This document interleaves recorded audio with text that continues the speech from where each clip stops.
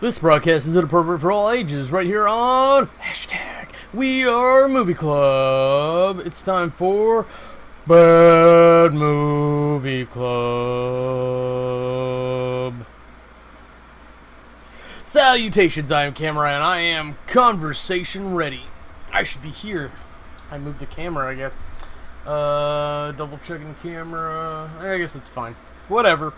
There's realizing there's a problem to doing this so delayed is that for movies, especially for Bad Movie Club, for movies as forgettable as Ghostrider, I don't really remember a whole lot was going on here, but I'm going to do my best. I'm going to talk to you about things like Nicolas Cage. I just moved the camera, didn't I? So, Nicolas Cage is a special actor. His mommy loves him very much and wants to see him do very well. I'm just saying, there are times where his exquisite acting is less than exquisite. He's by far a great actor. I'm not trying to really disparage him, but just when he hits that over the top level, oh my god. Nick Cage is a little special. So let's go on with the movie, because we'll circle back to that for sure. Ghostrider, if you didn't catch the drift. Oh man! So we start the movie with grumpy old man narration, and he's supposed to be talking about like hell and the Ghostrider, and then we have that stupid like long credit scene that used to be more popular in the 90s, and thankfully it's dissipated over the past 20 years. And the note that I have here, and I can't remember it, I'm being honest, is like held at a copyright infringement on Tron. So in my head, that's amazing. But who knows how the movie was. And then we open on a carnival, guy jumping a motorcycle through a flaming hoop. Kind of like, what's his face? The famous Daredevil, Evel Knievel. So it's that type of thing. So immediately, we've already hit top levels of ridiculousness. Being at a carnival wasn't enough to hit that, but like the fact that we're focusing on a Evel Knievel like enthusiast and his son, so of course he's poisoning the youth to continue the tradition. So I don't. It's so disjointed. It's all over the place. But the important parts are that Johnny, his dad, are both there, and then obviously there's a girl in the audience that Johnny likes, but his dad tears into him about liking girls, which really. I mean, like, yeah, Dad probably is hurt from Johnny's mom. Let's be honest, that's probably what it is. But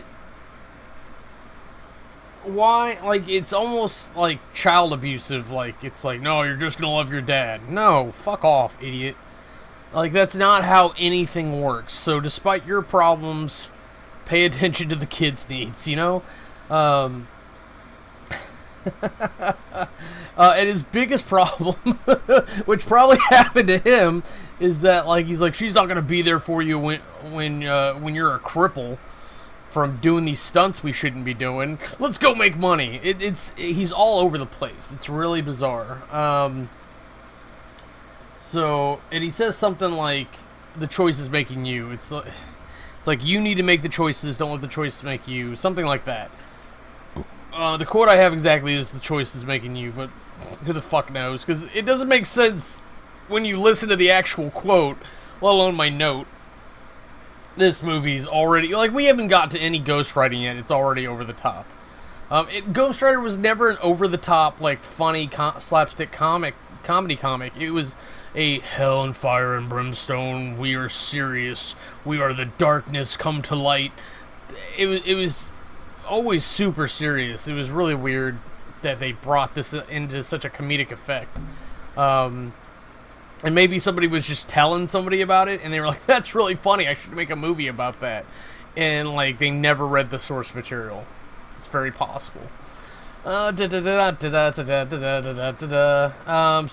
the meadow, Johnny and the girl talk about running off together. Of course, back home, Johnny's dad fell asleep looking at old photos because he got all sentimental about his old girl. And then Johnny finds a letter saying his dad has cancer. Then we get, like, it's actually a pretty cool scene for a carnival. It's an old man walking through. When it seems very unnecessary for the carnival to be lit up, but he's going through and the lights are kind of popping behind him. It makes for a cool, dramatic scene. He laughs at the devil face on one of the rides, and he goes to see Johnny. Of course, Johnny's a stupid-ass little kid, so what business does he have with him? It's not an altar boy. So they talk about saving his dad in exchange for Johnny's service, which is already like all kinds of dark comedy that like I just don't need right now. So the contract is designed very specifically to trick him into stabbing himself when he unrolls it. So this provides next to no time to read it, even if it was in a language that he could read. And then, of course, because he's already bleeding, he bleeds onto the contract, and it's signed. The devil takes it back. He never knows what the fuck it said. And the devil runs off into the night. Next day, Dad's all healthy. They fight about their futures, and Dad dies in a stunt accident because he's a dickhead. Honestly, it's probably because the devil killed him.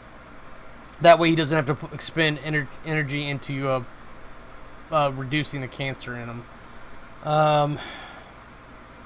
And finally, like, the old guy shows up, and like that's where we finally see that he is Lucifer, the devil, whatever you want to call it. Like, it's very obvious at that point. Johnny rides out of town, has an accident. Lucifer resurrects him because he can. I don't know, which makes me very curious about how he expends energy to make these things happen. My impression was always that it's like soul powered, thus the great war for who can collect the most by the end of time type thing. But so he's all shocked and dazed, and so like when he goes to the meadow, he's supposed to go meet the girl and run off with her, but he shows up just to let her know that he's there, and then drives away because he's a dick. And then we can assume that she's sent away, like she was saying in a previous conversation, that so she's no longer around, so she's not there around to distract Johnny. But I got distracted, so when I came back, we're at the bar scene where Blackheart shows up, and I kept thinking it was Darkheart. I'm probably going to fuck that up, even though it says Blackheart in my notes. And it turns out that one of his powers is that he can freeze very specific things, like drinks, without freezing other people, but he very much ends up freezing the dude outside on guard duty, because that's what biker gangs do, I guess, and then he goes in and freezes out everybody else in there. He fucks up that bar pretty bad. I'm just going to be honest. And we end up cutting away to Johnny's. He has lots of motorcycles. He likes monkeys. Honestly, the movie does not keep your attention very well. And we did watch this over on Rabbit/Camerai. I'll be honest. It's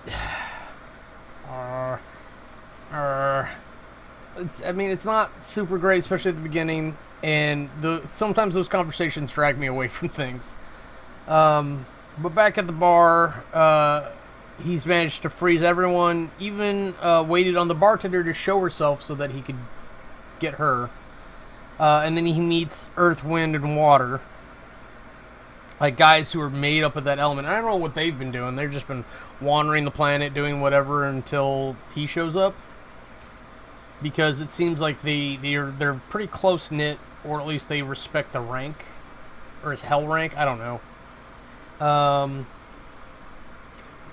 then Lucifer comes for Blackheart, which is really odd because he can't actually harm him for some reason. I don't know what the rules are here. So maybe it's that he loves his son, so he doesn't want to harm him, but he wants him back in hell. Or maybe if he harms him, like, it'll end him instead of sending him back to hell. Or maybe he literally just can't touch him. Maybe it's something that physically can't happen. But I don't understand why Blackheart's more special than other people, because, like, demons are souls that Lucifer twists, right? So either he's just a demon, or he's like a demon-human hybrid, or angel-human hybrid, really, because we forget Lucifer's an angel, and he banged some lady, and then Blackheart came of that, but man, see, the rules, like, when you start looking at this at all, the rules fall apart completely. So we're just gonna have to move forward. But it turns out the writer can, and he can use hellfire to burn him or whatever. So it's, for me, like, a movie gets boring as soon as I can't look at it that deep. They didn't compensate for that, I don't know. And I'm sure the comics do. But, So there's this stadium. Johnny's on his way out for the first time and accepts an interview from the girl he left behind years ago in that meadow. Because she's a reporter now, and why not? And of course, during that interview, he just talks to her about her and not about the stunt or anything like that. So it's completely useless to her, but it's a historical moment because he does not accept interviews except he talked to her. So I guess if you're hot enough, what was the? Oh yeah, Cinema Sins. On behalf of Cinnamon Sins. On behalf of Cinema Sins, the power of boners. So out on the highway. Okay, so I'm sorry. I apologize. He jumps 6 helicopters, even though his manager doesn't want him to. Throws his helmet to some kid, and he probably would have killed by doing that. And he chases his ex down on the highway. He blocks the van with his motorcycle to stop all the traffic on the highway, just to talk to her. So I guarantee you somebody would have got pissed and driven up the side of the road, and not given a shit about the situation. That would have happened. They all would have died. But he finally kisses her. She agrees to dinner. Everyone's shitty adrenaline junkies. And he's immortal, so what does he give a fuck? Really? So at the restaurant, Roxy is drinking all the wine just to ready herself for this date for waiting on Johnny. And then he gets hot hands, like his powers as the writers start showing up. And then Lucifer shows up. And granted, Johnny was late to begin with, because she was already there and drinking. So this all means that immediately that he's not showing up at the restaurant. But for some reason, we keep cutting back to the restaurant, and she's just drinking. And then she asks the gay waiter if he thinks she's pretty. And of course, he's like, whatever. Because what does he care? So Lucifer orders Ghostrider after Blackheart, offers his soul back in return, and then claims he has no choice. So why offer the reward? Is that just part of the contract? Maybe that's what it was. Is that, like, he was like, oh, we'll end your terms of service for the writer powers afterwards. Maybe that's what it was. But his motorcycle starts going crazy, and out in the streets he starts transforming the writer. And this is one of those moments where Nick Cage just, because they got all the CG on his face, trying to transform him into the writer. But it looks like he's having like a stroke combined with diarrhea. It's really crazy looking. It's funny, like, I'll give you that, but whatever. In the there's a train yard. Blackheart and the crew are trespassing. The yard guy confronts them. So there's a graveyard there at one point that got moved, which, you know what, really, I'm not for graveyards in general, but God help you ever have to move one. The responsibility of that alone is anxiety riding me, like, right now. Like, I can feel, like, just the pressure. It's like, you got to make sure you don't lose bones. You've got to deal with, like, boxes that are rotting away. People just pissed at you because you even bothered to do your job. let's see. On the streets, Ghostrider finally lights up on fire. He finally transforms. And one of the other annoying things about the bike, at least in this movie, is it seems to destroy the road because it's burning that hot. And that's not what Hellfire does, because he has to be able to get around without leaving a trail. So I guess maybe it's just the initial bit where he's not accustomed to it. He'll get better. Let's see. Blackheart happens to be right there finally, and I think that's the presence of evil is kind of what is what's causing the problem. So because that's kind of Ghost Rider's deal, like in the presence of evil, he emerges to vanquish it. But Wind, Water, Earth engage, and it kills me because I did not get the joke until.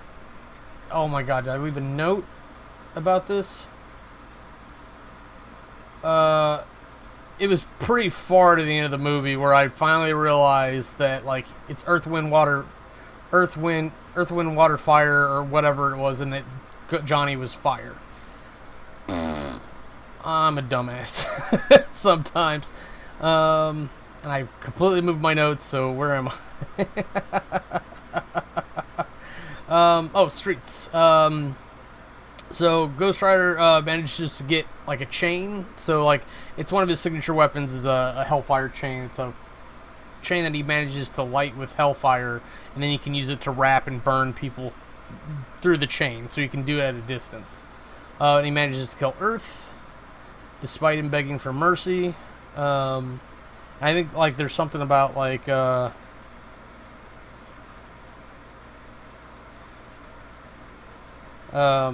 Something about like death is mercy or something.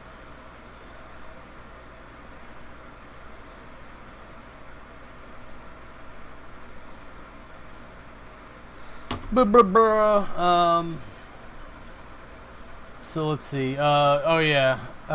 Roxy's super drunk. On the street, Ghost Rider's heading back to the date, apparently still. But he manages to stop a mugger. If you've watched Pitch Perfect, that's Fat Amy there. I don't remember her name because she's not that good an actress. She's kind of a younger poor man, Melissa George, I think that's her name, who is a good actress, but she keeps doing the same thing over and over and over, where she tries to be a female Chris Farley. And I think she can do better, so I want her to do better. So I don't like that there's like a younger copycat of her out there that isn't doing better. So that's just how I feel. But she has a fucking awesome moment when she's being interviewed and she's all like describing Ghost Rider. But she stops a mugger, ends up in a cemetery, and the Yardmaster recognizes him as the Rider, which I think is stupid way to reference him, but that's. We can move on. There's nothing to really say about that. But yeah, the Yardmaster knows his deal. They chat about Blackheart, and they chat about his motivations. Your motivations as a writer depends on how you perform as a writer, obviously. At the crime scene, Roxy lectures the cops on sulfur as a religious fulcrum. Johnny shows up at the site where he destroyed the road. Roxy's still pissed because she got stood up. He plays with himself in the mirror, which is a horrible note to have, but it's what he does. He's trying to light himself up. He plays with his fire. Roxy comes by, they talk, they kiss. He confesses he made a deal with the devil. She's so skeptical that she leaves in disdain. Even though she's pretty much madly in love with him, apparently always has been. She leaves, cops come for him. Interrogation, the police think it was stunt fire like he uses in his show, because they're stupid, he's not cooperative enough, and they put him in jail. Not only do they put him in jail, they put him in gin pop, along with all the criminals, all the evils, if you will. And of course the Ghost Rider's triggered, which makes for a badass scene, except he kind of just explodes and knocks everyone down. I have it noted as an almighty push, which is my term for like an omnidirectional attack. Which, it's always cool to see those. He ends up taking a guy's jacket because somebody ripped his. He declares the kid in there innocent. and it's a younger black man, so you could lean on your stereotypes there, that he was wrongly taken in, or maybe he did something bad, but he's not evil. It could have been a number of things. But he burns his way out of the cell, which is cool. And then at the church, Blackheart's doing a joke. Like, it's so funny. He's so bored about being on Earth that he's actually committing, like, bits. He goes to a Catholic church and lights, like, 1,000 candles, and he's like, I have a lot of sins. Outside the cop, a cop tries to crack Ghostrider in the face. And Ghostrider just gives him this finger wag. Because the cop's not an evil guy. He's trying to do his job, trying to stop what looks like a monster. So Ghostrider just kind of shrugs it off and moves on. And this is a guy that takes punches from the Hulk in the comics. So, over the church, the priest gives away that he knows what Blackheart is looking for. So, of course, Blackheart gets the information he's looking for, is the point of that entire scene. It's just done so choppy. Outside, let's see. Ghostrider gives pinned. Oh, he gets pinned. I don't know why I can't write.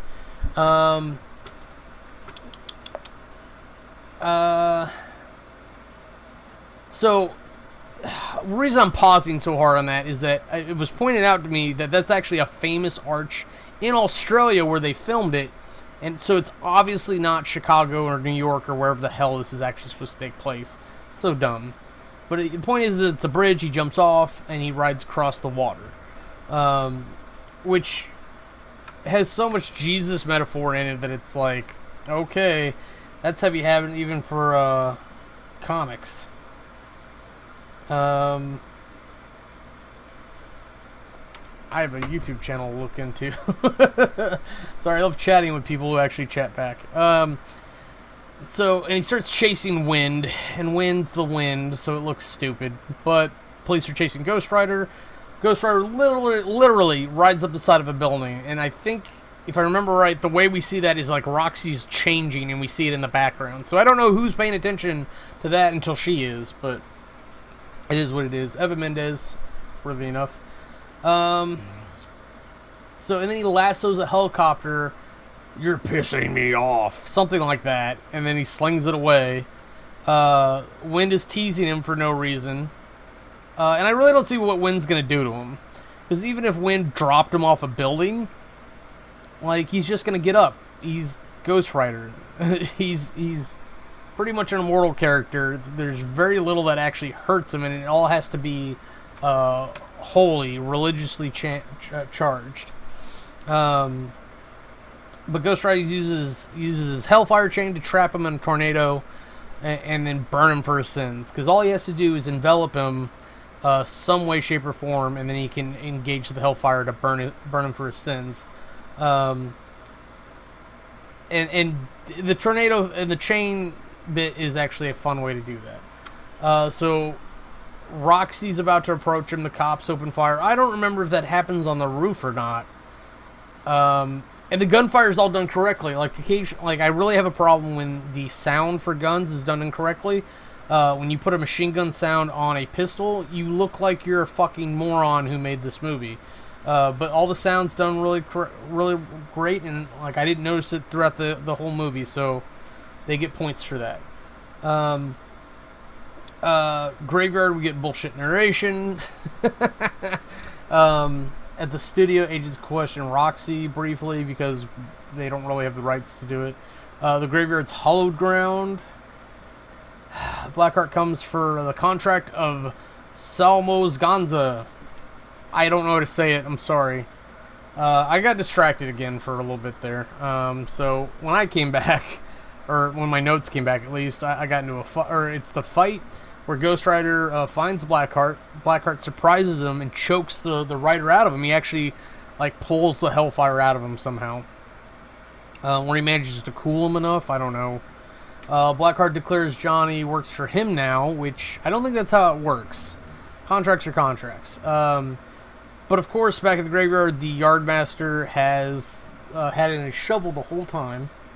Which just seems like an odd place to keep it. And they go after Blackheart. But the problem is that his power only works in the darkness because he's technically a hell powered hero, let's say. I don't know. So let's see. And it turns out the Brave Master's a writer as well. So we're really like heavy-handed on talking about this at this point. There's not been a lot of substance so far. But the whole point is that he's got to stick to the shadows, which actually makes the fight scene interesting because there's occasions where like half of him is Ghostrider, half of him's not. It's like he's always Ghostrider, but it's only revealed in the shadows. But the point is that the powers don't work as well. You know, you can kiss my ass. I'm sitting here recording stuff. If you want to be here, I'm going to pet you. Moron cat. So, where are we at? So they're going to find Blackheart. Blackheart knowingly sends water to his doom, which I thought was funny. It's like, slow him down. And so, like, he's impersonating a puddle or something and then jumps into him. So they do a scene.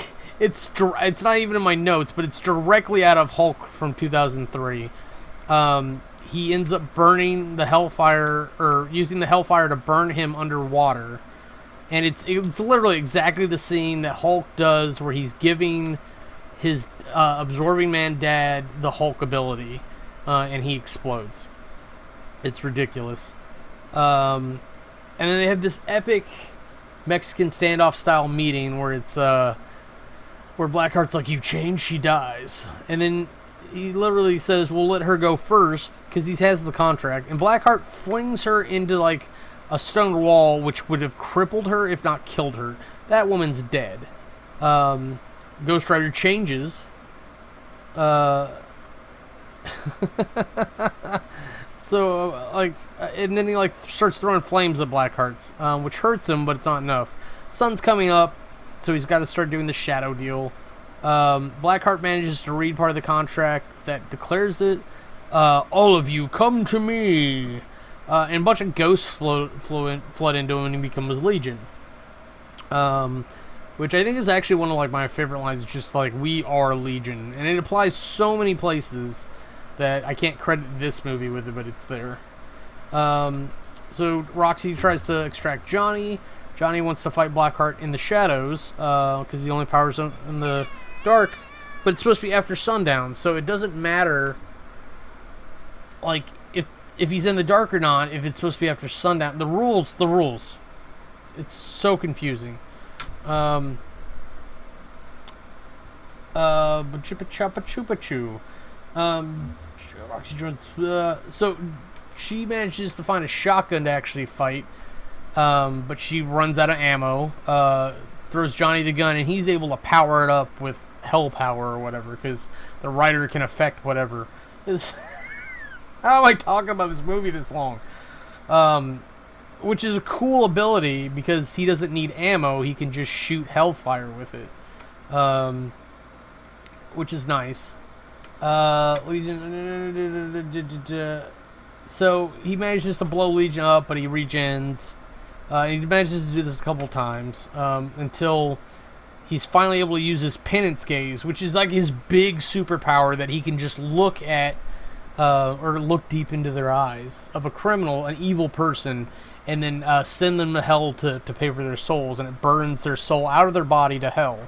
Now, Blackheart didn't have a soul. I told you I'd do it.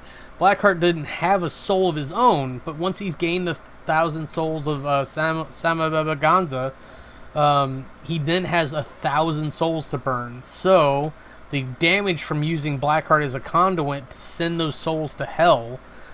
And I don't know why Blackheart needed the souls in the first place. He was plenty powerful. He didn't have to be going after the contract. If he just stayed away from the writer, like, he would be fine. And he seemed like he could even take the writer a little bit. So, why bother? Why bother any of it? But Lucifer shows up, in theory, to remove the power of the writer, as a reward and give him his soul back, but Johnny keeps the power instead of his soul. So they meet, him and Roxy meet at the meadow. He leaves her there again because he's a moron. God, this movie's leaves such a bad taste in my mouth, if you will. So that's really all I've got to say about it. It's not a great movie. It's funny, it's entertaining, but God help me, don't spend more time than you need to on it. So if you've watched this, you've pretty much watched the movie. Take it. I can't really suggest Ghostrider 2 Spirit of Vengeance either, but to be fair, they do style it very differently. So we're going to be talking about that for next week's Bad Movie Club. Just keep an eye out for what we're doing. Oh, God. So for everyone here at #WeAreMovieClub, have a nice day. This has been Bad Movie Club. If you want to see anything else we're up to, go and click the annotations and they'll take you to other channels. Thanks for watching.